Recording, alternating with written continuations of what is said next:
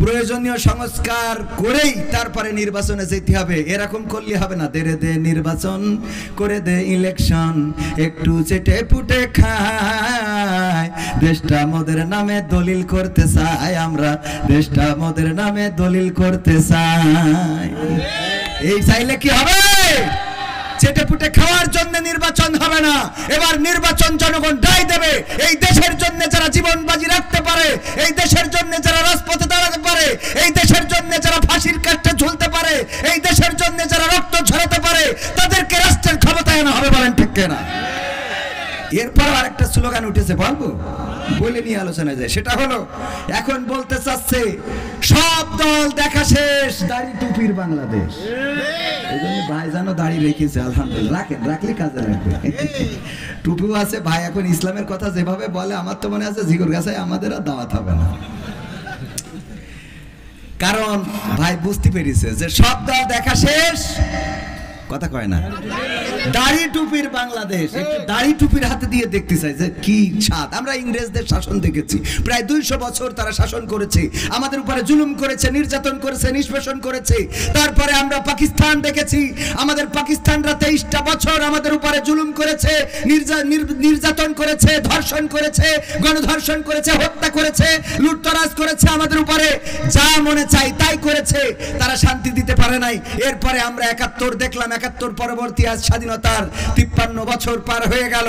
আমরা স্বাধীনতা পরবর্তী, কেউ বলেছে নতুন বাংলা গড়বে, কেউ বলেছে সবুজ বাংলা গড়বে, কেউ বলেছে আলোকিত বাংলা গড়বে, কেউ বলেছে সোনার বাংলা গড়বে, কেউ বলেছে ডিজিটাল বাংলা গড়বে। আর আমার ওয়াইদুল কাদের কাকা স্মার্ট বাংলা গড়তে যে স্টেজই ভেঙে ফেলেছে। ঠিক না বে ঠিক? এত কিছু গড়তে চেয়ে যেহেতু পারে নাই, সুতরাং আমাদের বক্তব্য হলো আর সোনার বাংলা, নতুন বাংলা, সবুজ বাংলা, সোনালী বাংলা, রূপালী বাংলা, দীপালি বাংলা, পূবালী বাংলা, ডিজিটাল বাংলা, স্মার্ট বাংলা এইগুলো দেখার ইচ্ছা নাই। আমরা আগামীতে দেখতে চাই আল কোরআনের বাংলা দেখতে চাই। বলেন ঠিক কিনা? আল কোরআনের বাংলা দিয়ে দেখতে চাই যে আসলে কি হতে পারে। এবার একটা প্রমাণ যদি আপনাদের দিই, ধর্ষণ বেড়ে গিয়েছিল মাঝখানে, এত ধর্ষণ, ঘরে ধর্ষণ, মানে এ যেন ওই যে ফেরাউনের সময় একবার ব্যাঙের গজব আসতো, একবার পানির গজব আসতো, একবার শুকনো খরা, এক এক রকম গজব আসতো না। ডক্টর ইউনুস ক্ষমতা নেওয়ার পরে যেন ওরকম শুরু হলো। একবার ভ্যানওয়ালা, রিক্সাওয়ালা, একবার আনসারওয়ালা, একবার পুলিশওয়ালা, সব রাজপথে শাহবাগে যা দরকার। ফকিররাও যে না জানি কবে দাঁড়ায় পড়ে যে আমাদের ভিক্ষে 2 টাকার নোট চলবে না। তো এখন এইভাবে এক একজন এক এক আন্দোলন করতে করতে করতে করতে ছিনতাই বেড়ে গেল, চুরি বেড়ে গেল। ঠিক কিনা? চুরি চিন্তা বেড়েছে না? এরপরে ধর্ষণ, যেখানে সেখানে বাচ্চা শিশু ধর্ষণ, গণধর্ষণ, এমনকি তাকে হত্যা। আর্মির সম্মিলিত সামরিক হাসপাতালে নিয়ে যেয়ে পর্যন্ত এ বাচ্চাটা মেরে ফেলা হলো, মরে গেল। আমি জানি না যে মারা হলো না, কারণ একটা ষড়যন্ত্র চলছিল। বলেন ঠিক কিনা?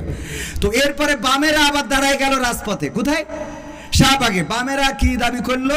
যে ধর্ষণের শাস্তি হতে হবে মৃত্যুদণ্ড। বামেরা, যারা আল্লাহতে বিশ্বাস করে না, কোরআন বিশ্বাস করে না, তারা কি শাস্তি চেয়েছে? কারা চেয়েছে?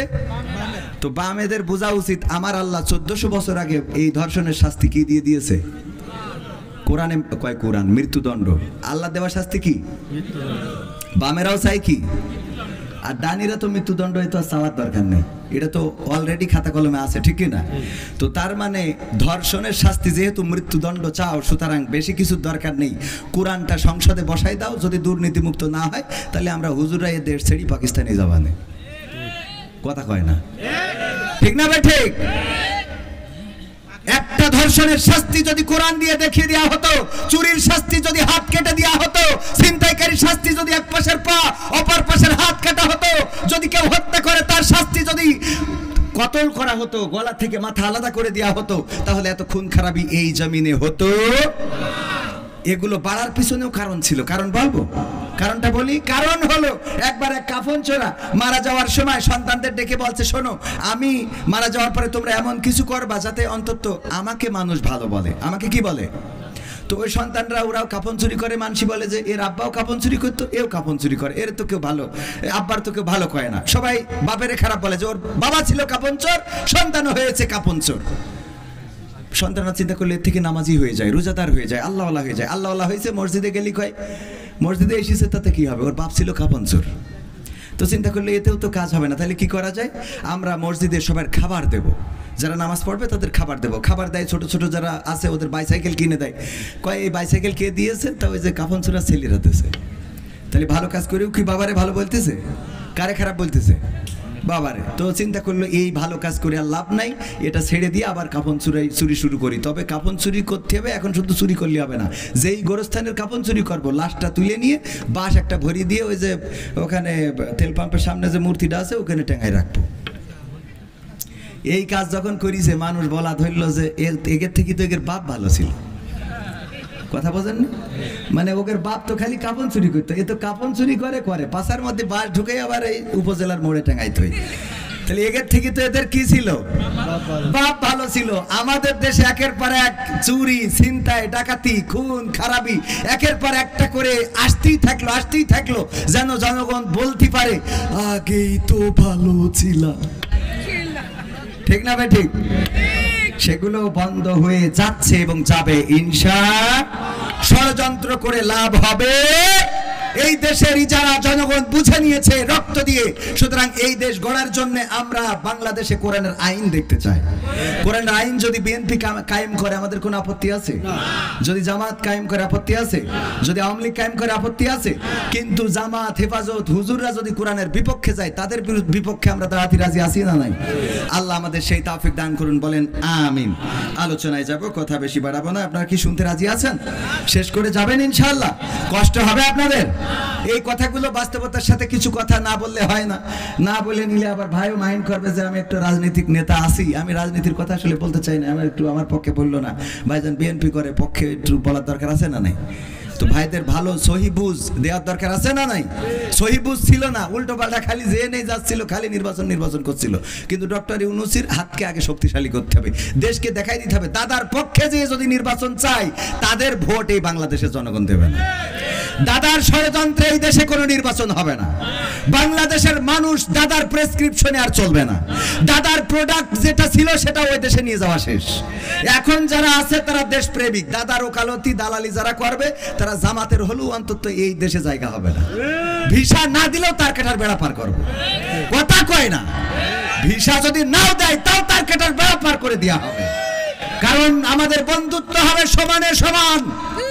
তোমরা সীমানায় বর্ডারে মানুষ হত্যা করবা আর আমরা তোমাদের ওই পতাকা বৈঠক করে লাশ নিয়ে আসবো, সেটা হবে না। আমাদের লাশ ফেললে তোমাদেরও লাশ পড়বে।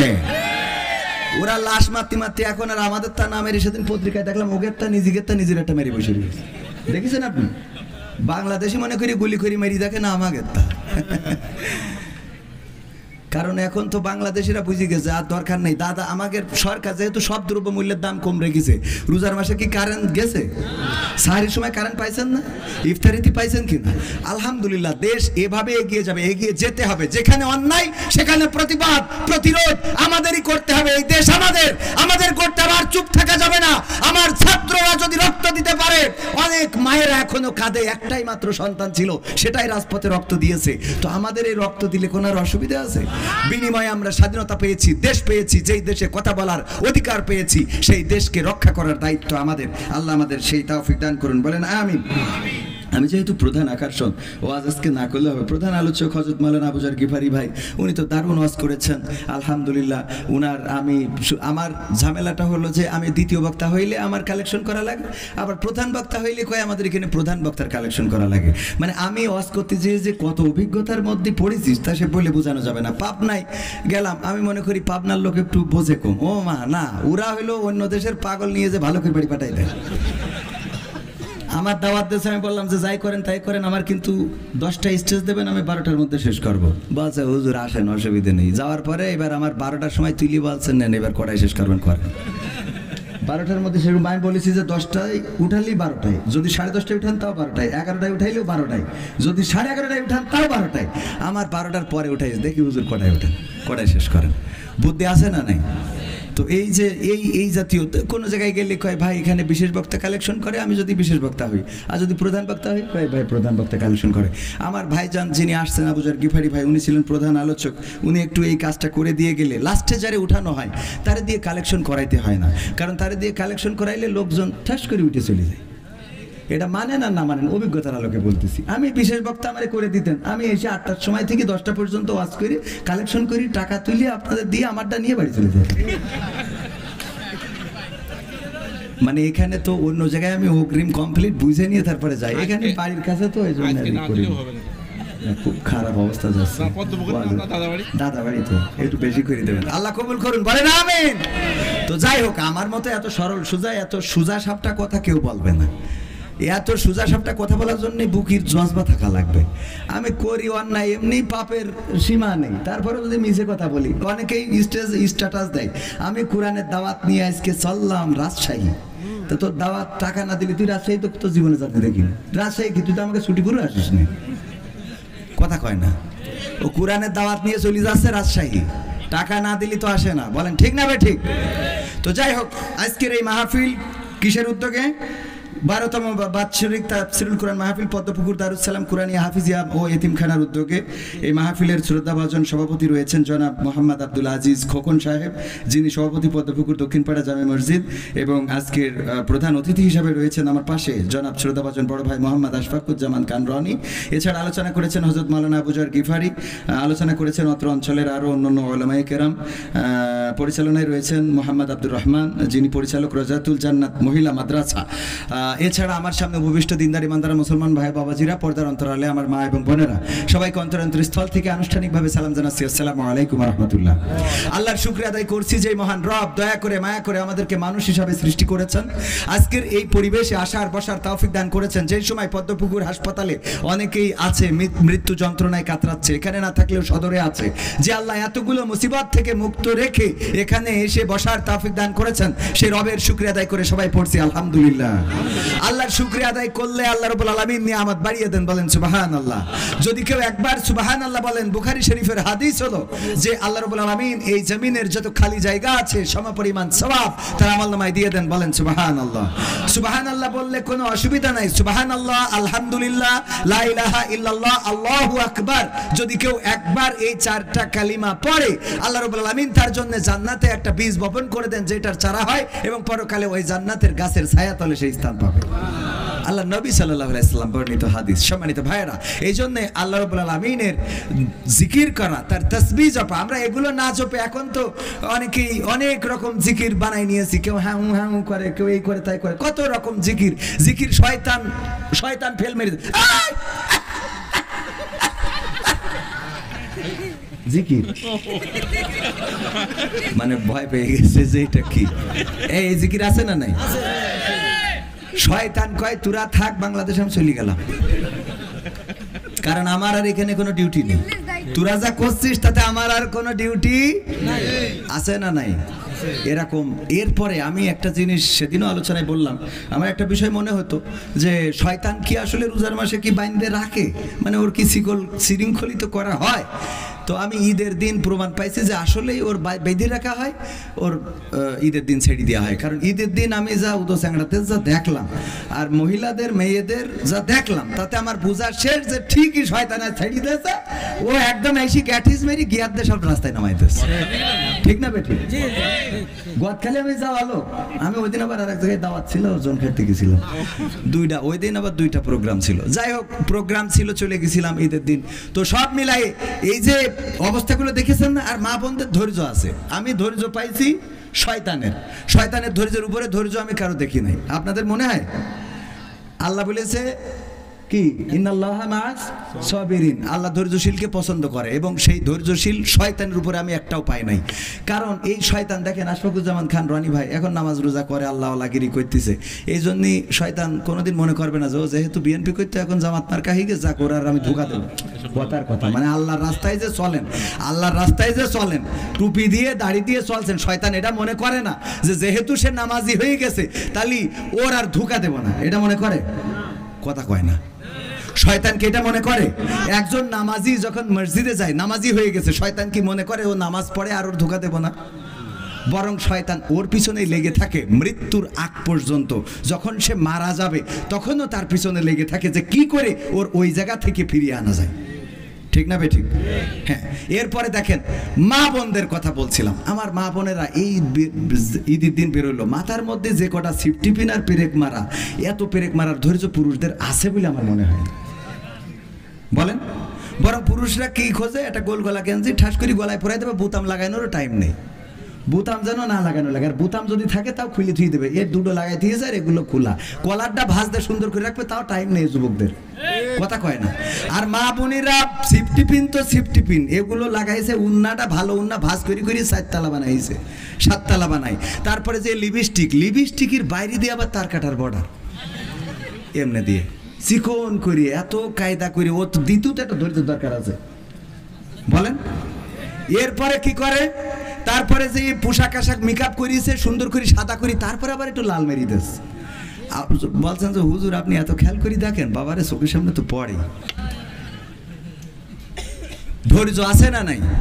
তো শয়তান ছেড়ে দিয়ে রোজার মাস চলে গেল, আত্মসংযমের মাস। এত আত্মসংযম করলাম যে আমরা ডিজে পার্টি বাজাই, ডিজে বড় বড় পিকআপ গুলোতে স্পিকার ভাড়া করে নিয়ে সেখানে আমার যুবকেরা, তরুণেরা, কিশোরেরা এত নাচানাচি করছে, গাড়ি থেকে পড়ে যাচ্ছে, মারা যাচ্ছে, হাসপাতালে যাচ্ছে।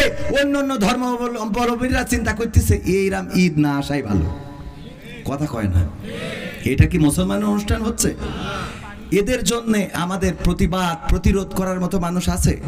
এই সমাজে প্রতিবাদ প্রতিরোধ করার মতো কোনো মানুষ দেখি না। দুঃখ লাগে যে এইগুলো বাধা দেওয়ার মতো মানুষ নাই, বরং এইগুলো করানোর জন্য মানুষ আছে। ছুটি পড়ে আমি মাহফিলের আয়োজন করলাম, বিভিন্ন দোহাই দিয়ে আইন দিয়ে বন্ধ করা হলো, মাহফিলের দিন বন্ধ করা হলো। আজকে সেখানে নোবেল এসে নাচা গাওয়া করতেছে, মেয়ে ছেলে একসাথে, একটা মানুষ পাইলাম না এই অনুষ্ঠানের বিরুদ্ধে কথা বলার। আমি নিজেও সেখানে ছিলাম নাচা গাওয়ার আগ পর্যন্ত, কারণ আমি ওই কলেজের ছাত্র, আমাদেরও দায়িত্ব ছিল, গিয়েছিলাম। কিন্তু চলে এসেছি অনুষ্ঠানের আগে, নাচের আগে, গানের আগে। এমনকি অনুষ্ঠানটাই কোরআন তেলাওয়াতটাও আগে করানো হয়নি। আমার আশফাকুজ্জামান খান রনি ভাই সাক্ষী, আগে নাচানো হয়েছে, ঠিক না বেঠিক? না, কোরআন তেলাওয়াত পরে হয়েছে, আগে আগে নাচ হয়েছে, ড্যান্স হয়েছে।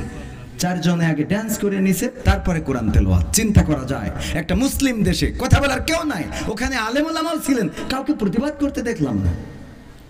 এগুলো যদি প্রতিবাদ না করি সমাজ পরিবর্তন হবে কি হবে? বেঁচে থেকে অযথা বিদ্যা শিখে যদি না গড়তে পারি শোষণবিহীন সমাজটাকে, কি হবে বেঁচে থেকে? কি হবে ছাত্র সেজে চুমু খেয়ে সনদ খানা, যদি হয় বিদ্যালয়টা পরিমণিদের আড্ডাখানা? কি হবে ছাত্র সেজে চুমু খেয়ে সনদ খানা, যদি হয় বিদ্যালয়টা নায়িকাদের আড্ডাখানা? এর চেয়ে মরাই ভালো, দেশ ছেড়ে যাওয়াই ভালো, এর চেয়ে মরাই ভালো, দেশ ছেড়ে যাওয়াই ভালো। কি হবে ধোঁকা দিয়ে বিবেকটাকে, কি হবে ধোঁকা দিয়ে বিবেকটাকে? কি হবে বেঁচে থেকে অযথা বিদ্যা শিখে যদি না গড়তে পারি শোষণবিহীন সমাজটাকে? কি হবে বেঁচে থেকে? কি হবে লেখালেখি কলমবাজির ওই মহড়া, সমাজের আসল চিত্র যদি না যাই তুলে ধরা? কি হবে লেখালেখি কলমবাজির ওই মহড়া, সমাজের আসল চিত্র যদি না যাই তুলে ধরা? যদি ওই ঘুষের বলে কলমটা উল্টো চলে, যদি ওই হ্যালো কলে ক্যামেরা উল্টো বলে, তবে কি যাবে রোখা দুর্নীতিকে? তবে কি যাবে রোখা দুর্নীতিকে? কি হবে বেঁচে থেকে অযথা বিদ্যা শিখে যদি না গড়তে পারি শোষণবিহীন সমাজটাকে? কি হবে বেঁচে থেকে? কি হবে যুবক নামের বোঝা হয়ে এই ধরাতে, যেখানে মা বোনেরা ধর্ষিতা হয় দিনে রাতে? কি হবে যুবক নামের বোঝা হয়ে এই ধরাতে, যেখানে মা বোনেরা ধর্ষিতা হয় দিনে রাতে? যৌবনের সার্থকতা ঘুচিবে সকল ব্যথা, যৌবনের সার্থকতা ঘুচিবে সকল ব্যথা। পারো যদি বলি দিতে মানুষরূপী পশুটাকে, পারো যদি বলি দিতে মানুষরূপী পশুটাকে? কি হবে বেঁচে থেকে অযথা বিদ্যা শিখে যদি না গড়তে পারি শোষণবিহীন সমাজটাকে? কি হবে বেঁচে থেকে? কি হবে নামাজ রোজা ইমানদারির বড়াই করে কোরআনের খাদেম যারা, তারা যদি থাকে কারাগারে?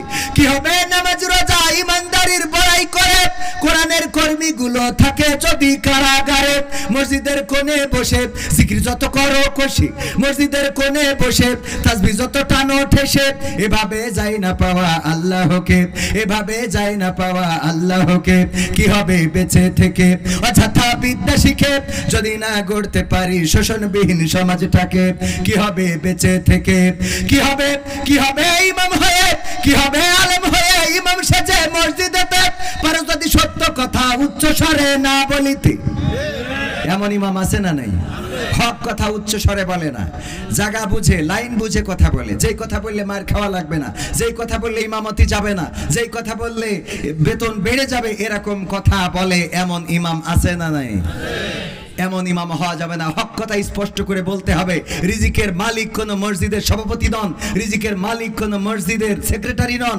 রিজিকের মালিক কোন মসজিদের ম্যানেজিং কমিটি নন রিজিকের মালিক কে কি হবে আলেম হয়ে ইমাম সেজে মসজিদেতে পারো যদি সত্য কথা উচ্চ স্বরে না বলিতে সাকরিফাই করো যদি ছেড়ে দাও ইমামতি সাকরিফাই করো যদি ছেড়ে দাও ইমামতি কি হবে ধোঁকা দিয়ে আল্লাহকে কি হবে ধোঁকা দিয়ে আল্লাহকে কি হবে বেঁচে থেকে অযথা বিদ্যা শিখে যদি না গড়তে পারি শোষণবিহীন সমাজটাকে কি হবে বেঁচে থেকে কি হবে নেতা হয়ে জনবলে ঘর ফুলিয়ে রাজপথ গরম দেখে যদি থাকো ঘরে শুয়ে এমন নেতা আছে না নাই রাজপথ গরম দেখলে নেতারে আর রাজপথে পাওয়া যায় না এই নেতা দেখার জন্য গোটা সংসদটা দেখলেই তো হয়ে যায় শেখ হাসিনা থেকে শুরু করে গোটা এমপি মন্ত্রী সব একবারে চলে গেছে একযোগে আমাদের উপজেলা চেয়ারম্যান ভাইস চেয়ারম্যান ইউনিয়ন পরিষদের চেয়ারম্যান একযোগে চলে গেছে না এই নেতারা বলতো যে কি শাহবাগে বললো আমরা যদি পিশাব করে দিই বানের পানির মতো ভাসি যাবে আমি বললাম তোমাদের বানের পানির মতো দরকার নেই খালি এসে ওই শ্যালোর পানি যেখানে পড়ে ওখানে একটু মুইতে 1 বিঘে জমি ভাসাই দাও দেখি ঠিক না বে ঠিক লিকচার ক্ষমতা থাকলে লিকচার বড় বড় দেয়া যায় রাজপথে দাঁড়ানোর মতো বড় দুঃখ হয় যে শেখ হাসিনা 16টা বছর যেসব গোলামদেরকে কুকুরদেরকে পালন করেছে একটা কুকুরও রাজপথে যাবে না বলেন ঠিক কিনা আবার তারাই আমাদেরকে দেখলে ঘেউ ঘেউ শুরু করে দিত আমাদেরকে দেখার পর 71-এর রাজাকার এই মুহূর্তে বাংলা ছাড় আমরা রাজাকার নই বাংলাদেশের পাসপোর্ট নিয়ে এখানে বসবাস করি দাদাদের রাজাকার যারা তারাই আমাদেরকে রাজাকার বলে থাকে রাজাকার কারা তারা প্রমাণ করে দিয়েছে এই দেশ থেকে ওপারেতে ঠিক না বে ঠিক এই দেশ যাদের তারা এই দেশে থাকবে না জেলে যাক ফাঁসি হোক ফাঁসির কাষ্টে ওনার নেত্রী বেগম খালেদা জিয়া শত জুলুম সহ্য করেছেন এই দেশে ঠিক না আর আমাদের নেতারা তো ডাইরেক্ট জুলুম সহ্য করে একেবারে ফাঁসির কাষ্টে ঝুলে ওপারে চলে গেছে ঠিক না বে ঠিক ক্ষমতায় কেউ স্থায়ী হয় না হোক না সে হাসিনা কি বারে না সে আরটা চিরকাল থাকে না ক্ষমতায় কেউ স্থায়ী হয় না মুজিবুর বেশি দিন থাকেনি জিয়াউর কেউ তো রাখেনি মুজিবুর বেশি দিন থাকেনি জিয়াউর কেউ তো রাখেনি এরশাদ চলে গেছে পৃথিবী ছেড়ে এরশাদ চলে গেছে পৃথিবী ছেড়ে কেউ আজ তার কথা কয় না ক্ষমতায় কেউ স্থায়ী হয় না হাসিনা ক্ষমতা ধরে রাখতে আয়না ঘর বানিয়েছিল জনগণের রোশন হলে দাদার দেশে পালিয়ে গেল হাসিনা ক্ষমতা ধরে রাখতে আয়না ঘর বানিয়েছিল জনগণের রোশন হলে দাদার দেশে পালিয়ে গেল ডিবি হারুনের পাশে আর ডিবি হারুনের পাশে আর পরিমণিদের দেখা যায় না ক্ষমতায় কেউ স্থায়ী হয় না হোক না সে হাসিনা কি বারে না সে আরটা চিরকাল থাকে না ঠিক না বেঠে এই চেয়ার চিরকাল থাকবে না, চেয়ার ছাড়াই লাগবে। ক্ষমতার চেয়ারে যেই বসুক না কেন, আমার আগে আলোচনা করেছেন আশফাকুজ্জামান খান রনি, তার আগে আলোচনা করেছেন আমাদের আবু জর গিফারি ভাই, এমনি ভাবে ইতিপূর্বে আর অনেকেই আলোচনা করেছেন। আগামী বছর আবার এই মাহফিল হবে, নতুন নতুন বক্তা আসবে। 12টা বছর ধরে এই মাহফিলটা চলে। এই 12 বছরের মধ্যে প্রথম বছর যেই শ্রোতাগুলো ছিল তাদের মধ্যে অনেকে এখন কবর দেশে আছে না নাই? আবার আজকে যারা আমরা এখানে এসেছি, আমরা একটা বছর পরে আবার এই মাহফিলে আসতে পারবো, তার কোনো নিশ্চয়তা। রমাদানের রোজা চলে গেল, যারা রোজা রাখেন নাই চিন্তা করেছিলেন আগামী বছর রাখবেন, অনেকেই চিন্তা করেছে আগামী বছর আর রোজা ছাড়বো না।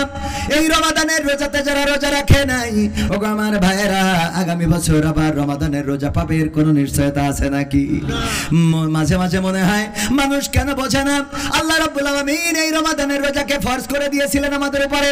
আল্লাহ পবিত্র কোরআনের সূরা বাকারার 183 নম্বর আয়াতে বলেছেন, ইয়া আইয়ুহাল্লাযীনা আমানু কুতিবা আলাইকুমুস সিয়াম কামা কুতিবা আলাল্লাযীনা মিন ক্বাবলিকুম লাআল্লাকুম তাত্তাকুন।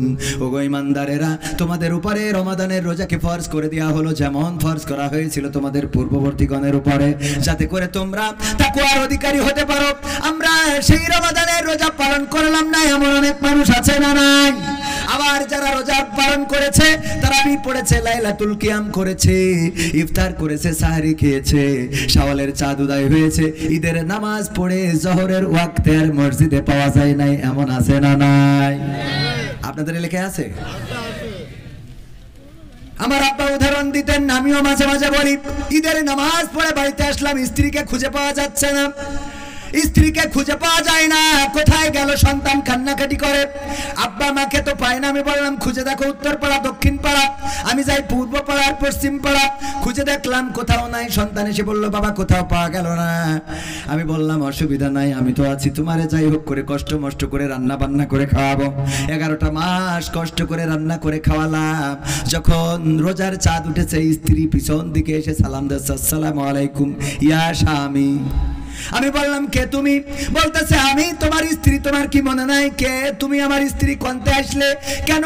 আমি তোমার ওই যে কতবার রমাদানের সময় তোমার সাহরির ভাত, পান্তা ভাত গরম করে দিছিলাম, তোমার ইফতারির সময় পাখা দিয়ে বাতাস করে দিছিলাম, তোমার সাহরির সময় ডেকে দিয়েছিলাম, তোমার তারাবির সময় পাঞ্জাবিটা আগিয়ে দিয়েছিলাম, তুমি যখন শুয়েছিলে কপাল টিপে দিয়েছিলাম। গোটা রমাদানের রোজায় আমি তোমারে খেদমত করেছিলাম। তারপরে কি হয়েছিল? সেদিন ঈদের চাঁদ উদয় হলো, ওই দিন আমি চলে গিয়েছিলাম মকসেদের সাথে, তারপরে চলে গেলাম শেখ হাসিনার বাসায়, ওখানে কয়েকদিন থেকে চলে গেলাম ওবায়দুল কাদেরের কাছে, সেখান থেকে আবার ফখরুল ইসলাম আলমগীর, তারপরে আবার জামাত আমিরের বাসায়, তারপরে গেলাম এমনি সামনে ঘুরে গোটা বাংলাদেশ মেরে। হঠাৎ করে যখন ঈদের রোজার চাঁদ উদয় হয়েছে, মনে পড়লো আমার স্বামীর সেহরি রান্না করে দিতে হবে, তারাবির সময় পাঞ্জাবিটা আগিয়ে দিতে হবে, ইফতারির সময় বাতাস করে দিতে হবে। এই কথা মনে করে এই রমাদানের চাঁদ উঠেছে, আমি আবার তোমার খেদমত করার জন্য আসিছি। আমার সন্তানকে বললাম, খোকা তোর মারে আমি কি করব? আমার সন্তান বলছে, আব্বা যাই করো তাই করো, এই মার কিন্তু আর ঘরে তোলা হবে। কথা কয় না। একটা মাস আপনি তারাবি পড়লেন, সাহরি করলেন, রোজা রাখলেন, ইফতার করলেন, নামাজ পড়লেন, শাওয়ালের চাঁদ উদয় হয়ে গেল, আর আপনি দুনিয়ার কাজে মত্ত হয়ে পড়লেন। এই দল সেই দল, ওই দল এই দল করে বেড়ালেন। মসজিদে খবর পাওয়া গেল না, ভালো কাজের সাথে পাওয়া গেল না, আপনাকে আর আল্লাহর পথে পাওয়া গেল না, আর মসজিদে সিজদা দিতে পাওয়া গেল না, আর দান সদকায় পাওয়া গেল না। 11টা মাস পরে আবার যখন রমাদানের চাঁদ উদয় হলো, আর মসজিদে যেয়ে সামনের কাতারে বসে বলেন, ইমামের তারাবির টাকা কিন্তু গত বছরের থেকে বেশি দিতে হবে। আছে না নাই? সামনে দাঁড়ায় 11 মাস ধরে ওর খবর নেই। ওই দিন যেই সামনে যায় নামাজ পড়তে বলে, ইমামের কিন্তু অনেক আমরা কষ্ট দিই, সে অনেক কষ্ট করে, তাকে গত বছরের থেকে তারাবির টাকা বেশি দিতে হবে। এরম আল্লাহওয়ালা আছে না নাই? যারা 11টা মাস এমন ভাবে আল্লাহকে, আল্লাহর ইবাদত করে না, 11টা মাস পরে যে ঢোকে একবার, দুইবার, তিনবার, চারবার, আল্লাহ রাব্বুল আলামিন একবার, দুইবার, তিনবার ক্ষমা করবেন, চতুর্থবারে আর ক্ষমা করতে নাও। ফেরেশতাদের যদি বলেন, ওগো ফেরেশতারা বলো দেখি, এই লোকটা প্রতিটা বছর রমজান মাসে আসে আমার ইবাদত করে, তারপরে আবার শাওয়ালের চাঁদ উঠলে চলে যায়, আর আমার ইবাদত করে না, কি করব? ফেরেশতারাই বলবে, আল্লাহ এর আর তোমার ঘরে আর তোলা যাবে? ওই যে সন্তান যেমন বলে যে, আব্বা এই মার কিন্তু আর নেওয়া যাবে এটা তো কমন সেন্স দিয়ে বোঝার বিষয়, ঠিক কি না? আপনি বারবার আল্লাহর সাথে উপহাস করবেন, আল্লাহর সাথে প্রতারণা করবেন, এটা করা যাবে। সমাধান খুঁজে খুঁজে ক্লান্ত হয়েছো যারা, সমাধান যদি পেতে চাও, সব পথ গিয়ে ভুলে কোরআন দেখো খুলে, সমাধান যদি নিতে চাও। সমস্যা যত সব দূর করে দিবে রব, সমস্যা যত সব দূর করে দিবে রব, যদি তুমি যাও চেয়ে যাও। সমাধান সমাধান খুঁজে খুঁজে ক্লান্ত হয়েছো যারা, সমাধান যদি পেতে চাও, সব পথ গিয়ে ভুলে কোরআন দেখো খুলে, সমাধান যদি নিতে চাও। কোরআন ধরি না বলে, কোরআন পড়ি না বলে চারিদিকে হই লাঞ্ছিত, কোরআন জানি না বলে, কোরআন মানি না বলে সব অধিকার বঞ্চিত। কোরআন ধরি না বলে, কোরআন পড়ি না বলে চারিদিকে হই লাঞ্ছিত, কোরআন জানি না বলে, কোরআন মানি না বলে সব অধিকার বঞ্চিত। মরিচিকার পিছে না ঘুরে মিছে মিছে, মরিচিকার পিছে না ঘুরে মিছে মিছে, কোরআনটা খুলে দেখে না। সমাধান সমাধান খুঁজে খুঁজে ক্লান্ত হয়েছো যারা, সমাধান যদি পেতে চাও, সব পথ গিয়ে ভুলে কোরআন দেখো খুলে, সমাধান যদি নিতে চাও। কোরআনেই বলা আছে কোন পথে চলবে, কোন পথে মিলবে মুক্তি, কোরআনেই লেখা আছে কোন পথে শান্তি, কোন পথে আসবে শক্তি। কোরআনেই বলা আছে কোন পথে চলবে, কোন পথে মিলবে মুক্তি, কোরআনেই লেখা আছে কোন পথে শান্তি, কোন পথে আসবে শক্তি। আলে আর আলোয় প্রতারিত না হয়ে, আলে আর আলোয় প্রতারিত না হয়ে, কোরআনটা খুলে দেখে না। সমাধান সমাধান খুঁজে খুঁজে ক্লান্ত হয়েছো যারা, সমাধান যদি পেতে চাও, সব পথ গিয়ে ভুলে কোরআন দেখো খুলে, সমাধান যদি নিতে চাও। কোরআনেই খুঁজে পাবে সংসার নীতি, আর কি হবে রাষ্ট্রের নীতি, কোরআনের আইন চললে দেশে দূর হবে সব দুর্নীতি। কথা বিশেষ হলো না মনে হয়? দুর্নীতি বন্ধ হবে না? হবে না? কোরআনের আইন যদি কায়েম হয়, দুর্নীতি কি বন্ধ হবে? দু একজন একটু উঠাউঠি করছেন, গরমে না কষ্ট হয়ে যাচ্ছে? কোনটা? না এমনি রাত বেশি হয়ে গেছে? কোনটা? হ্যাঁ, জরুরত আছে? শেষ করে দেব? শেষ করে দেব? এলাকার সন্তান, বেশি কথা এখানে বলা উচিত না। আমি শুনছিলাম আমার রকি যখন দাওয়াত নিয়েছে, সে আমার বললো যে আমি এখানে বিশেষ আলোচক।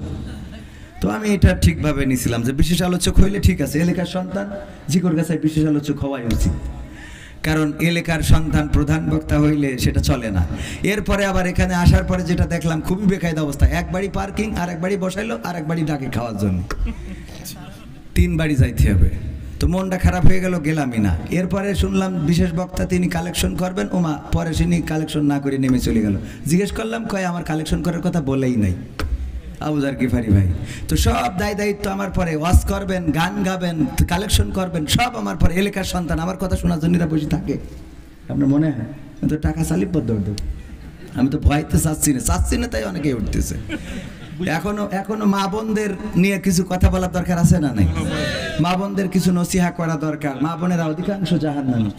হ্যাঁ, তাই এখন যেভাবে মনে হচ্ছে যে তাতে লাস্টে তুলবো বলতে কি 12টার মধ্যে আবার শেষ করার কথা, তো আর বেশি টাইমও নেই, আর আধা ঘন্টা আছে। তো আমি আপনাদের কাছে একটু মাদ্রাসার হক আদায় করার জন্য আমি আমার রকি সাক্ষী, আমি বলছিলাম যে তুমি ওই অ্যাডভান্স দিয়ে 2000 টাকা ওইটা ফেরত দিয়ে 16 দিন বাড়ি চলে যায়, বলেছি তো? আমি বললাম ফেরত দিয়ে চলে যায়, যা যেভাবে অতিষ্ঠ করছিলেন, তা আপনারা একটু অতিষ্ঠ করেন না, আপনারা একটু সময় বসা যাবে ইনশাআল্লাহ। তা না হলে তো কথা আপনারা যদি বলতে না দেন, এমনিই তো সে লাইন হারাই গেছে অনেক আগে, তারপরে যদি আপনারা লাইন আরো হারাই দেন, তো আমি হারাই যাবো না। বসা যাবে আর একটু সময় ইনশাআল্লাহ। আল্লাহ কবুল করুন, বলেন আমিন। তো ভাইরা আমার, কোরআনে সব সমস্যার সমাধান আছে না নাই? এই কোরআন আল্লাহর জমিনে কায়েম হোক, এটা চান কারা কারা একটু দেখতে চাই? সবাই চান? সবাই চান? কোরআনের আইন কি বাংলাদেশে দেখতে চান? সে কোরআনের আইন যদি দেখতে হয়, এই মাদ্রাসার জন্য, মাদ্রাসায় যারা কোরআন পড়ে তাদের জন্য আমাদের একটু ভূমিকা রাখার দরকার আছে না নাই? আমি ব্যক্তিগতভাবে একটু সহযোগিতা করি, রকি সাহেব, আমি আগে সহযোগিতা করি, এই কাজটা করে তারপরে আমি শোনাবো। জহিরুল ইসলাম ভাই খোকন, 2000 টাকা আল্লাহ দানকে কবুল করুন, এখানে আমার মনের স্বপ্ন পুরা করো। আমি ব্যক্তিগতভাবে 500 টাকা দিলাম, আল্লাহ কবুল করে নাও। আমার বোর হায়াত বাড়াও, আমার যা হয় হোক, ও ঠিক থাকুক। ওই বাড়িটা ঠিক না রাখলে আমার আজকে খাওয়া লাগবে না। ভাইরা আমার, আমি দিয়ে শুরু করলাম, আপনারা জানো, আপনারা না, আল্লাহও এটা পছন্দ করেন। আল্লাহ বলেছে এই আল্লাযিনা আমানু লিমা তাকুলুনা মা লা তাফআলুন, ও ঈমানদারেরা এমন কথা বলো না যা তোমরা কাজে পরিণত করো না। তো এই জন্যই আমাদের স্টেজ থেকে শুরু করেন, যে যা দেবেন আপনারা। আমার আশফাকুজ্জামান রনি ভাই কইছে আমার জন্য চাপা চাপি করবেন না, আসলে ওনার চাপা চাপি কত করব, প্রতিটা মাহফিলে 50,000 10,000 20,000 এটা দেয়াই লাগে। আলহামদুলিল্লাহ 500 টাকা দিলেন আমার আত্মীয়, আমার বাবার পক্ষের আত্মীয়, দাদার পক্ষের আত্মীয়। আল্লাহ শিল্পী গান গাক দিন আমি চলে যাই। শিল্পী এক ব্যাগ সিমেন্ট আল্লাহ কবুল করো। তাহলে 53-54 হলো, আল্লাহ দানকে কবুল করে নাও, নেখা দিয়ে দাও, মনের নেক মাকসাদ পুরা করে দাও। আল্লাহ শিল্পীর কণ্ঠস্বর ভালো করে দাও, বলেন আমিন। সজীব ওরে কোনে ছিল, ওর জুমো খায় কপালে, ওই এতক্ষণ কোনে ছিল, কইছে মানে লাস্টে মজা দেখি, তারপর মানে হুজুরির ঘাম ঝরাই নিয়ে তারপরে সজীব ভাই কয় ব্যাগ নারে তাকবীর। তাহলে 54 আর 5 কত? 59। বাকি আছে 60 হতে কয় ব্যাগ? তো ফোন করলেন কোনে, তা কি হইলো? আমার বউ এক ভাগ দিয়েছে। ও মামা আসলে তো কবেন না আপনি, আল্লাহ এইরামই তো হইতে হবে, সেইরাম বর সেইরাম বউ, খবরটার জন্য নিকে বিকে করতে দিন না। না রে তাকবীর, আর রিস্ক নেবেনই না এই বয়সে, আল্লাহ করুন। কারণ এখন তো বেকায়দা অবস্থা, বেকায়দা অবস্থা না। আগে তো নিকে করলে গোলমাল হইতো, রাগ করে বাড়িতে চলে যেত, এখন রাগ করে যায় না, ডাইরেক্ট কেটে নিয়ে চলে যাচ্ছে। ঠিক না ভাই? ঠিক কথা কয় না, এই সত্য বললাম না, আমি ছা বললাম। তাহলে সভাপতির স্ত্রী এক ব্যাগ কয় ব্যাগ হইল? 60 ব্যাগ হয়ে গেছে না? আলহামদুলিল্লাহ। আমার যদি দ্বিতীয় ব্যাগটা বক্তা করতো তা 60 ব্যাগ কেন, তোকে মাদ্রাসা আজকে দোতলা বানাই দিতে বাড়ি চলে যেত। ঠিক ঠিক, কিন্তু পাকামো করা যায়, সব এক গর্তের মধ্যে পুড়িয়ে দিয়েছে। হ্যাঁ সব তো অনুরোধ। তাহলে আর কোনো যুবকরা আর কিছু দেবে? একটা কথা বলবো, শেষ কথা। আল্লাহ কোনো কিছু করলেই বলে 70 গুণ সওয়াব বাড়াই দেবো। কয় গুণ? তা আমার মনে হচ্ছে 60 যখন হয়েছে, তাহলে 70টা করে ঠিক গেলে একটা লাইন মতো জায়গায় থাকতো, তাই না? এটা লাইন মতো হইতো না? তা আমি 2-1টা গান গাচ্ছি, এর মধ্যে একটু মনে করি, দেখি যে এই 10 জন ভাগ্যবান কারা, একটুখানি নামটা লিখাই দেবেন, আমি দোয়া করে দেবো ইনশা। আজকালকের ছেলেরা বই নিয়ে আর বসে না, ও বাবা গুগলে সার্চ করিয়া পড়ে। ওরে কালের মেয়েরা কোরআন হাদিস ধরে না, এখনকার মা বোনেরা কোরআন হাদিস পড়ে না, ও আল্লাহ টিকটকে ভিডিও ওরা করে। আজকালকের ছেলেরা বই নিয়ে আর বসে না, গুগলে সার্চ করিয়া পড়ে। আগের সময় প্রেম করিলে মুরব্বীরা বলতে পাইছো কি, এখন বলে সব করিয়া বাবু তুমি খাইছো কি? কথা কয় না যুবকরা, ঠিক না বেঠে? আগের সময় প্রেম করিলে মুরব্বীরা বলতে পাইছো কি, এখন বলে সব করিয়া বাবু তুমি খাইছো কি? লজ্জা শরম নাই আইলাম কোন জামানাই, লজ্জা শরম নাই আইলাম কোন জামানাই, ভবিষ্যৎ দেখি অন্ধকারে। আজকালকের ছেলেরা বই নিয়ে আর বসে না, ও বাবা গুগলে সার্চ করিয়া পড়ে। ভাইরে বেশি করে ফেলালেন না? নতুন করে হয়েছে চালু এখন আবার কোন ট্রেন্ড, পরিচয় করাই দেখি এই আমার গার্লফ্রেন্ড। কথা পায় না, ঠিক না বে ঠিক? নতুন করে হয়েছে চালু এখন আবার কোন ট্রেন্ড, পরিচয় করাই দেখি এই আমার বয়ফ্রেন্ড। শরমের মাথা খাইয়া গেছে ওরা পাগল হইয়া, শরমের মাথা খাইয়া গেছে সব পাগল হইয়া, ভবিষ্যৎ দেখি অন্ধকারে। আজকালকের ছেলেরা বই নিয়ে আর বসে না, ও বাবা গুগলে সার্চ করিয়া পড়ে। ওরে কালের মেয়েরা কোরআন হাদিস ধরে না, এখনকার মা বোনেরা কোরআন হাদিস পড়ে না, ও আল্লাহ টিকটকে ভিডিও ওরা করে। আজকালকের ছেলেরা বই নিয়ে আর বসে না, গুগলে সার্চ করিয়া পড়ে। ঠিক না বে ঠিক? এখনকার মা বোনেরা কোরআন, আগে কোরআন পড়তো, কোরআন শিখতো, কোরআন জানতো, কোরআন মানতো, কিন্তু এখনকার মা বোনেরা ফোন নিয়ে পড়ে থাকে। সন্তানরা ফোন দেখবে, সন্তানরা তাদেরকে ভালো বানাবে, সন্তানদেরকে ভালো বানাবে, কিন্তু মাই তো সারাক্ষণ ফোনের মধ্যে ডুবে থাকে। এই সন্তান আর কত ভালো হবে বলেন, ঠিক না বেঠি? আগে যদি বিয়ে দেওয়ার জন্য আমাদের সভাপতি ছেলে বিয়ে দেবে, পাত্র দেখার জন্য যদি যেত, পাত্রী দেখার জন্য যদি যেত, জিজ্ঞাসা করতো কোরআন পড়তে পারে কিনা, হাদিস পড়তে পারে কিনা, নামাজ পড়ে কিনা, আরকান আহকাম জানে কিনা, আত্তাহিয়াতু পারে কিনা, তাশাহুদ দুরুদ ইব্রাহিম হবে কিনা, দুআয়ে মাসুরা দোয়া কুনুত হবে কিনা, এমনি ভাবে জিজ্ঞাসা করতো। যদি মেয়ে বলতো পারি পারি পারি, কোরআন পড়তে পারে কিনা, কোরআনটা সামনে দেওয়া হতো, একটু পড়ে শোনাও। ঠিক বলছি না বে ঠিক বলছি?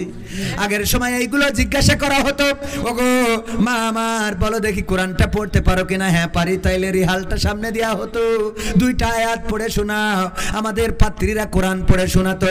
আর এখনকার সময় আমাদের ইয়াং জেনারেশন মেয়ে দেখতে যায়, দেখতে যাওয়ার পরে কোরআনের কথা হাদিসের কথা তো নাই, যে এই জিজ্ঞাসা করে ভাবি আপনার টিকটকে ফলোয়ার্স কতজন? ঠিক না বে ঠিক? টিকটকে ফলোয়ার্স কত? ফেসবুকে রিলস ভিডিও দিলে ভিউজ কেমন হয়? ইউটিউব কি মনিটাইজেশন করা আছে? অ্যাকাউন্ট নাম্বার বসানো আছে? আপনি কি স্টার পেয়েছেন? ঠিক না বে ঠিক? এইগুলো এখন জিজ্ঞাসা করা হয়। আহা, আল্লাহ হেদায়েত নসিব করুন, বলেন আমিন। এরপরে আরো অনেক কথা আল্লাহ রাব্বুল আলামিন বলেছেন, ওয়া করনা ফি বুয়ুতিকুন্না ওয়ালা তাবাররাজনা তাবাররুজাল জাহিলিয়াতিল উলা। ওগো নারীরা পর্দার মধ্যে থাকো, জাহেলি যুগের মেয়েদের মতো সাজুগুজু করে নিজেদেরকে প্রদর্শন করে বেড়ায়ও না। কিন্তু এখনকার মা বোনেরা সাজুগুজু ছাড়া বের হয়, শুধু বের হয় তা না, এখন আবার ঘরে ঘরে বিউটি পার্লার। ঠিক না বে ঠিক? এই বিউটি পার্লার কে দিয়েছে? হ্যাঁ, বিউটি পার্লার আছে না নাই? বিউটি পার্লারে খুব কায়দা করে সাজুগুজু করে রাস্তায় বের হয়, ওইগুলো দেখে যুবকেরা পাগল হয়ে যায়, এই মেয়েরই লাগবে। পরে দেখা যায় বিয়ে শাদী করার পরে সংসারে আর বনিবনা নেই। কারণ কি? কারণ উপরে ছিল, মুখে ছিল গ্রামীণ ফোন, কিন্তু পার দিকে যে ওর ওই যে ওয়ারিদ এয়ারটেল, এটা খেয়াল করেনি, কথা কয় না। উপরের নেটওয়ার্ক ছিল কিসের? গ্রামীণ ফোনের। নিচের দিকে কি? ওয়ারিদ, ওই যে কি এয়ারটেল, রবি, মানে মাঠে না গেলেই নেটওয়ার্ক পায় না, সাজুগুজু করে। এইগুলো দেখে যুবকেরা পাগল হয়। ওগো আমার মায়েরা বোনেরা, যে চেহারাটা দেখিয়ে বেড়ান, এই দায়ুস মহিলার আল্লাহর নবী সাল্লাল্লাহু আলাইহি ওয়াসাল্লাম সুপারিশ করবেন না, বলেন নাউজুবিল্লাহ। আল্লাহর নবীর কন্যা ফাতেমা, আল্লাহর নবী যখন আহত হয়েছেন, ছুটে চললেন ফাতেমা রাদিয়াল্লাহু তাআলা আনহা উহুদের ময়দানে। যাওয়ার পরে পিতার কাছে যেয়ে দাঁড়ালেন। আল্লাহর নবীর হুঁশ ফেরার পরে দেখলেন ফাতেমা পাশে বসা। আল্লাহর নবী বললেন, ওগো ফাতেমা, তুমি কেন এসেছো? ফাতেমা রাদিয়াল্লাহু তাআলা আনহা বললেন, নবী গো, চারিদিকে আপনার মৃত্যুর খবর ছড়িয়ে গিয়েছে, আমি কি করে বাড়িতে বসে থাকি? আমার কলিজার টুকরা বাবা মৃত্যু হয়ে গেছে, এমন খবর শোনার পরে কি করে আমি বাড়িতে বসে থাকবো? এই জন্য ছুটে এসেছি।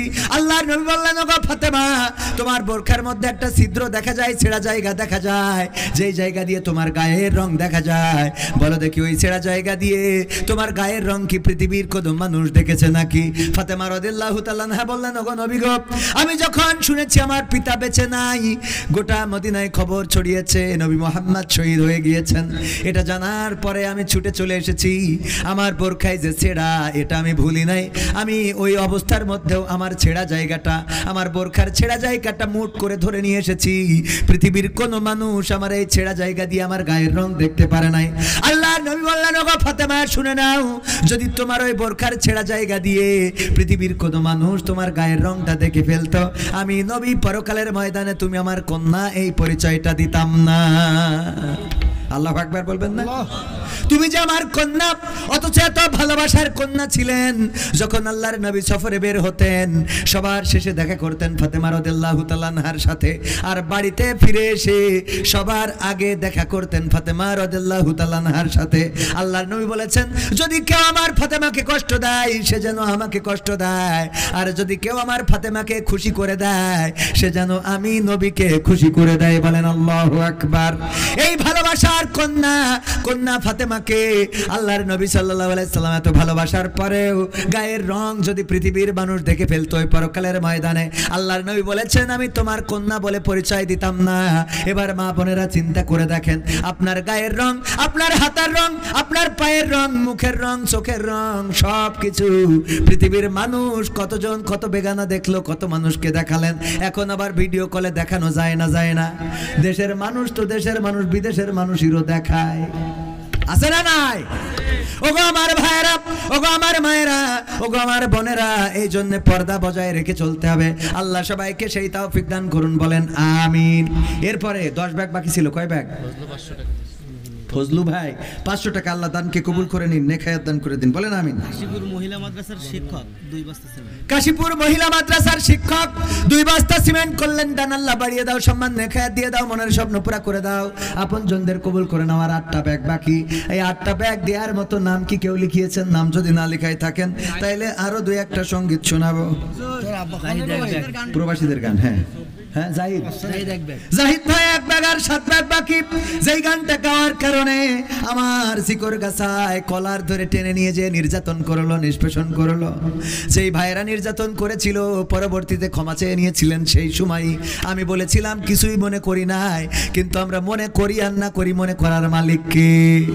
আল্লামা সাঈদীকে যারা ফাঁসির কাস্টে ঝুলাতে চেয়েছিল, ফাঁসির কাস্টে ঝুলাতে পারে না এটা ঠিক, কিন্তু তাদের ষড়যন্ত্র থেমে থাকে নাই।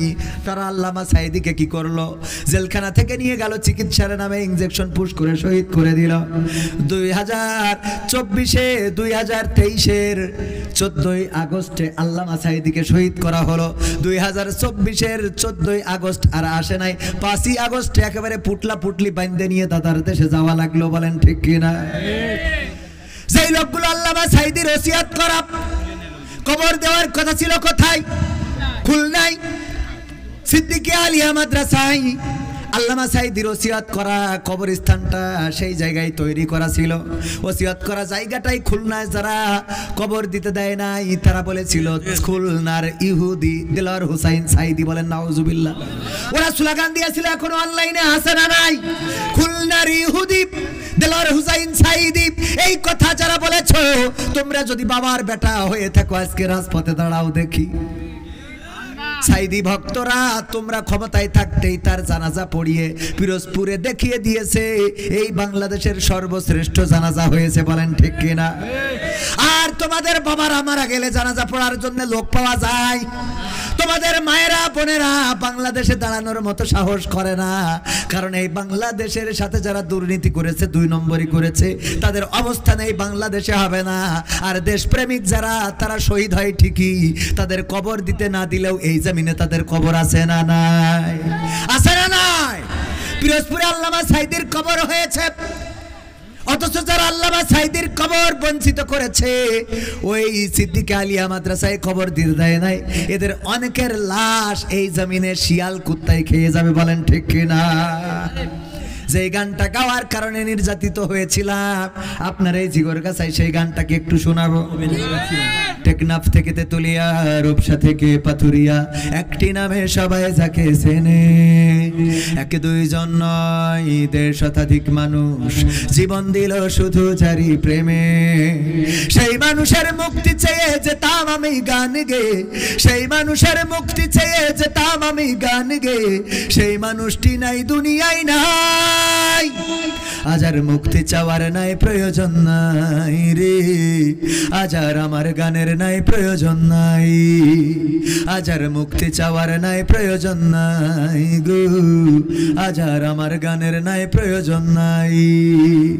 আল কোরআনের মধুর বাণী বলতো সুরে সুরে, নবীর বাণী পৌঁছে দিত বিশ্বটাতে ঘুরে। আল কোরআনের মধুর বাণী বলতো সুরে সুরে, নবীর বাণী পৌঁছে দিত বিশ্বটাতে ঘুরে। তার মুখের বয়ান শুনে হতো মুসলমান, বুকের সাথে বুক মিলিয়ে ধন্য কত প্রাণ। আল কোরআনের মধুর বাণী বলতো সুরে সুরে, নবীর বাণী পৌঁছে দিত বিশ্বটাতে ঘুরে। তার মুখের বয়ান শুনে হতো মুসলমান, বুকের সাথে বুক মিলিয়ে ধন্য কত প্রাণ। সেই মানুষের মুক্তি চেয়ে যেতাম আমি গান গে, ওই মানুষের মুক্তি চেয়ে যেতাম আমি গান গে, সেই সেই মানুষটি নাই দুনিয়ায় নাই। আজ আর মুক্তি চাওয়ার নাই প্রয়োজন নাই গো, আজ আর আমার গানের নাই প্রয়োজন নাই, আজ আর মুক্তি চাওয়ার নাই প্রয়োজন নাই রে, আজ আর আমার গানের নাই প্রয়োজন নাই। লাখো লোকের সমাগম হতো তার সে মাহফিলে, এসব দেখে বাতিলের জানি কলিজা যেত জ্বলে। লাখো লোকের সমাগম হতো তার সে মাহফিলে, এসব দেখে আবু জাহেলের কলিজা যেত জ্বলে। সুরে সুরে তার কেটে যেত যে আধার অমানিসা, পথহারারা খুঁজে পেত সঠিক পথের দিশা। লাখো লোকের সমাগম হতো তার সে মাহফিলে, এসব দেখে আবু লাহাবের কলিজা যেত জ্বলে। সুরে সুরে তার কেটে যেত যে আধার অমানিসা, পথহারারা খুঁজে পেত সঠিক পথের দিশা।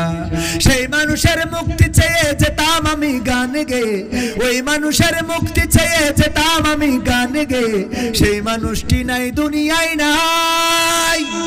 আজ আর মুক্তি চাওয়ার নাই প্রয়োজন নাই রে, আজ আর আমার গানের নাই প্রয়োজন নাই, আজ আর মুক্তি চাওয়ার নাই প্রয়োজন নাই গো, আজ আর আমার গানের নাই প্রয়োজন নাই। টেকনাফ থেকে তেতুলিয়া, রূপসা থেকে পাথুরিয়া, একটি নামে সবাই যাকে চেনে। এক দুইজন নয়, ১৫০ শতাধিক মানুষ জীবন দিল শুধু যারি প্রেমে। সেই মানুষের মুক্তি চেয়ে যেতাম আমি গান গেয়ে, ওই মানুষের মুক্তি চেয়ে যেতাম আমি গান গেয়ে, সেই মানুষটি নাই দুনিয়ায় নাই। আজ আর মুক্তি চাওয়ার নাই প্রয়োজন নাই রে, আজ আর আমার গানের নাই প্রয়োজন নাই, আজ আর মুক্তি চাওয়ার নাই প্রয়োজন নাই গো, আজ আর আমার গানের নাই প্রয়োজন নাই। এই গানটা বাংলাদেশে গাইতাম যে আমি সেই মানুষের মুক্তি চেয়ে যাই। এই গাওয়ার কারণে, এই গান গাওয়ার কারণে আমাকে ঝিকরগাছায় ধরে নিয়ে শুধুমাত্র কৈফিয়ত চাওয়া হলো যে রাষ্ট্র যাকে যুদ্ধাপরাধীর মামলায় রায় দিয়েছে তার বিরুদ্ধে গান গেয়ে কি আপনি রাষ্ট্রদ্রোহী পাপ করেননি? আমি বললাম সে রাষ্ট্রের কাছে অপরাধী হতে পারে, কিন্তু আমাদের কাছে একজন কোরআনের খাদেম, একজন মুফাসসির গোটা বাংলাদেশে তাফসীর করেছেন, যার আলোচনা শুনে তাওহীদি জনতারা জাগ্রত হয়েছে, যার আলোচনা শুনে পথহারা মানুষেরা পথের দিশা পেয়েছে, যার আলোচনা শুনে অন্যান্য ধর্মাবলম্বীরা ইসলামের আলোয় আলোকিত হয়েছে, কোরআনের আলোয় আলোকিত হয়েছে, কালেমা পড়ে মুসলমান হয়েছে, জান্নাতের পথটা খুঁজে পেয়েছেন। এই কোরআনের পাখির পক্ষে গান গায়। রাষ্ট্র কাকে রায় দিয়েছে তার বিপক্ষে বা তার পক্ষে নয়, বরং আমি শুধুমাত্র একজন কোরআনের তাফসীর কারক, তার পক্ষেই কথা বলি, তার পক্ষেই গান গায়। অপরাধ এটাই, আমাকে জয় বাংলা বলতে হলো, জয় বঙ্গবন্ধু বলতে হলো। এরপরে বলা হলো যে ভবিষ্যতে সাবধান, বাজারগুলোতে উঠতে দেয়া হতো না, ঘোষণা দেওয়া হয়েছিল। এমনকি নাম বলবো না, এই অঞ্চলের একজন কুলাঙ্গার নেতা ছিলেন, আমার ব্যাপারে ফেসবুকে স্ট্যাটাস যে একটা গুপ্ত ভাইরাস ঝিকরগাছায় আছে, যে জামাতের এজেন্ডা নিয়ে কাজ করে বেড়াচ্ছে, তাকে যদি এই মুহূর্তে দমন করা না যায় তাহলে ঝিকরগাছাকে নিরাপদ করা যাবে না। আমাদের দমন করে তোমরা নিরাপদ হতে পারবে না, বরং আমাদের রক্ষা করলেই তোমাদের নিরাপত্তা আসবে। কারণ ইসলামী আন্দোলনের নেতা কর্মীরা অন্যায় ভাবে কারো ঘাড়ে লাঠি মারে না, তারা রাসূলের থেকে আদর্শ পেয়েছে, ক্ষমা করার উদারতা, এমন পক্ষ ইসলামী আন্দোলনের নেতা কর্মীদের আছে। দেখাতে পারবেন কোন ইসলামী আন্দোলনের নেতা কর্মীরা কারোর বাড়ি যে বাড়ি ঘর ভেঙেছে? দেখাতে পারবেন একটা? ভাঙে নাই, বরং এই মানুষদেরকে রক্ষা করলেই তোমাদের রক্ষা হয়ে যেত। রক্ষা করার মালিককে তোমরা যাদেরকে এই দেশ থেকে বিতাড়িত করতে চেয়েছো তারা কিন্তু এই দেশে আছে। আমরা মরলেও লাখ টাকা, বাঁচলেও লাখ টাকা, আমরা তো শহীদি তামান্না নিয়ে ঘুরে বেড়াই, আমরা তো মরার জন্য প্রস্তুত। আমরা বলেছি প্রথমে যে আয়াতে কারিমা তেলাওয়াত করেছিলাম, মনে আছে? ইন্না সলাতি ওয়া নুসুকি ওয়া মাহইয়ায়া ওয়া মামাতি লিল্লাহি রাব্বিল আলামিন, সূরা আল আনামের 162 নম্বর আয়াত মনে হয়। আমার হাফেজ সাহেব আছেন, উনি আমার ঠিকানা তানজিমুল কোরআন ক্যাডেট মাদ্রাসা। আমি একটা মাদ্রাসা করেছি জানেন আপনারা, ছুটিপুরে আবাসিক চালু হবে আগামী 13 তারিখ থেকে। 180 জন ছাত্রছাত্রী আমরা প্রথম বছরেই, আমাদের ক্যাপাসিটি নাই, ছিল 120, কিন্তু 180 জন নিতে হয়েছে। প্রতিনিয়ত ফেরত দিতে হয় ছাত্রছাত্রী। উনি সেই মাদ্রাসার শিক্ষক, আমার থেকে অনেক বড় আলেম, অনেক বড় ওয়াইজিন, অনেক বড় কোরআনের। ওনার কাছ থেকে আজকেও কোরআন শুনে এখানে আসছে, ঠিক তো? বললাম ভাই একটু কোরআন পড়ে না। আমি তো কিছু না, আমি তো এমনি মনে করেন এই ওই যে খালি ঢোল বাজে বেশি, এই করি মনে করেন। আমার খালি টাকা বেশি নেওয়া ছাড়া আর অন্য কোনো যোগ্যতা আছে বলে মনে হয় না। বাকি যোগ্যতা ওনাদের, কিন্তু ওনারা টাকা পায় না। এই হলো সময়, ওনাদের একটু টাকা দিলে ভালো করে নিতে পারতো। যাই হোক, ওনাকে সাথে করে নিয়ে আসছি এই মাদ্রাসায়। এই মাদ্রাসাটা করেছি, এই মাদ্রাসার হিফজুল কোরআন বিভাগ হবে খুব তাড়াতাড়ি। তো আমরা এই ঝিকরগাছা চৌগাছায় আমরা আসি বলেই ইসলামকে বা কোরআনকে হাদিসকে এইভাবে নিয়ে যাচ্ছি। আমাদের যে কথা বলছিলাম, আমার পথ হারিয়ে ফেলছি, যে আমরা বলেছি ইন্না সলাতি ওয়া নুসুকি ওয়া মাহইয়ায়া ওয়া মামাতি লিল্লাহি রাব্বিল আলামিন। আমাদের জীবনকে আমরা কুরবানি করেছি কার রাস্তায়? আল্লাহর রাস্তায়। সুতরাং তোমরা আমাদের মারলে সেটাকে আমরা অ্যাকসেপ্ট করি, কারণ আমরা শহীদ হতে চাই, ঠিক না বেঠিক? শহীদের ওপারে কি শাহাদাতের তামান্না নিয়ে ঘুরে বেড়াই। তো আমাদেরকে ভয় দেখায় কোনো লাভ নাই। আমরা যতদিন বেঁচে থাকবো ততদিন আল্লাহর পথে কাজ করে যাব, যতদিন বেঁচে থাকবো কোরআনের পথে কাজ করে যাবো। তোমরা আমাদেরকে মারবা, আমরা তো জান্নাতে যেতে চাই। সুতরাং মেরে আমাদের জান্নাতের পথটা আগিয়ে দাও। সিমেন্ট আর কে দিয়েছে? মুকুল মিয়া 3 ব্যাগ। আমার মুকুল মিয়া দিয়েছে 3 ব্যাগ। তাহলে কয় ব্যাগ হয়েছে? 65। কয় ব্যাগ হয়েছে সিমেন্ট? 66। আর বাকি আছে 4 ব্যাগ। তাহলে আরো একটা গান মনে গাইতে হবে। আমার বাংলাদেশের প্রবাসীদের গল্প বলি শোনো, আমার ঝিকরগাছার প্রবাসীদের গল্প বলি শোনো। এ গল্প তো কল্পনা নয়, তোমরা কি তা জানো? ও ভাই, এ গল্প তো কল্পনা নয়, তোমরা কি তা জানো? আমার বাংলাদেশের প্রবাসীদের গল্প বলি শোনো। পল্লী গায়ের দুরন্ত ছেলে বাপে ডাকে খোকা, হঠাৎ করে ঢুকলো মাথায় বিদেশ যাওয়ার পোকা। রোগে শোকে ক্লান্ত পিতা, খাটার নাই উপায়, বেকার